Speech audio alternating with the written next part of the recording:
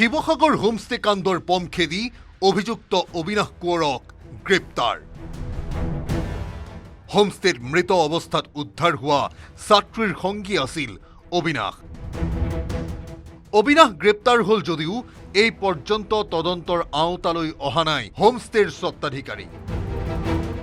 বিতৰ্কিত হলিডে হোমষ্টেৰ 2 স্বত্বাধিকাৰীক গ্ৰেপ্তাৰৰ দাবী। মঙলবাৰে এইটো বহু বিতৰ্কিত হলিডে হোমষ্টেত উদ্ধাৰ হৈছিল এগৰাকী কলেজীয়া ছাত্ৰীৰ মৃতদেহ। অবিনাশ কোঁৱৰ নামৰ এজন যুৱকৰ সৈতে দিনৰ ভাগত হোমষ্টেটোলৈ গৈছিল ছাত্ৰীগৰাকী। তাৰ পাছতে ৰহস্যজনকভাৱে হোমষ্টেটোত উদ্ধাৰ হৈছিল ছাত্ৰীগৰাকীৰ মৃতদেহ।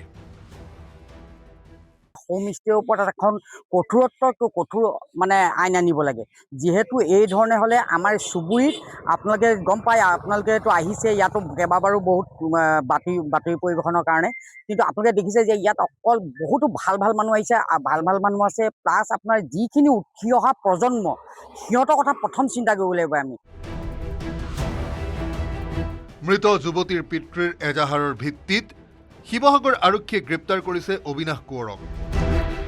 ইফালে ঘটনাৰ 24 ঘণ্টাৰ পাছতো বিতৰ্কিত হোমষ্টেৰ 2 স্বত্বাধিকাৰীক গ্ৰেপ্তাৰ নকৰাত ক্ষোভ উজাৰিছে স্থানীয় লোকে। আগৰৱালা আৰু অঞ্জন নামৰ 2জন লোকে জোনাকী নগৰত ঘৰটো ভাড়াত লৈ হোমষ্টে খুলিছিল, কিন্তু মালিক নথকাৰ বাবে কৰ্মচাৰীয়েহে হোমষ্টেটো চোৱা-চিতা কৰিছিল বুলি অভিযোগ উত্থাপন হৈছে। অৰিজিনেল যিজন মালিক তেখেত নাথাকে, কিন্তু তেওঁ ভাড়া দিছে। ভাড়াতীয়া 2জনো যতন ইয়াত নাথাকে যি 2জন আছে, এজন কিবা আগৰৱাল আৰু এজন অঞ্জন বুলি কয়, তেখেতৰ আৰু এখন আছে হোমষ্টে, কিন্তু মই জনাত কিন্তু ইয়াত এজনো নাথাকে। প্ৰায়ে হলিডে হোমষ্টেত কম বয়সীয়া যুৱক যুৱতীৰ আগমন ঘটাৰ বিস্ফোৰক অভিযোগ উত্থাপন হৈছে, যাৰ বাবে ক্ষোভিত ৰাইজে অতি শীঘ্ৰে হলিডে হোমষ্টে বন্ধ কৰাৰ দাবী জনাইছে। লগতে হোমষ্টেৰ চোৱা-চিতাৰ দায়িত্বত থকা কৰ্মচাৰীক আৰক্ষীয়ে আটক নকৰাক লৈ প্ৰশ্ন উত্থাপন কৰিছে ৰাইজে।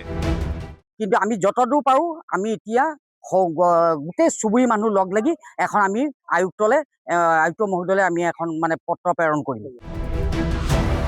আনহাতে হলিডে হোমষ্টেৰ কাষতে থকা আন এটা হোমষ্টেতো অনুৰূপ ঘটনা সংঘটিত হোৱাৰ বিস্ফোৰক অভিযোগ আনিছে স্থানীয় লোকে। শিৱসাগৰৰ পৰা Pradip Gogoi report, news 18 Assam north east.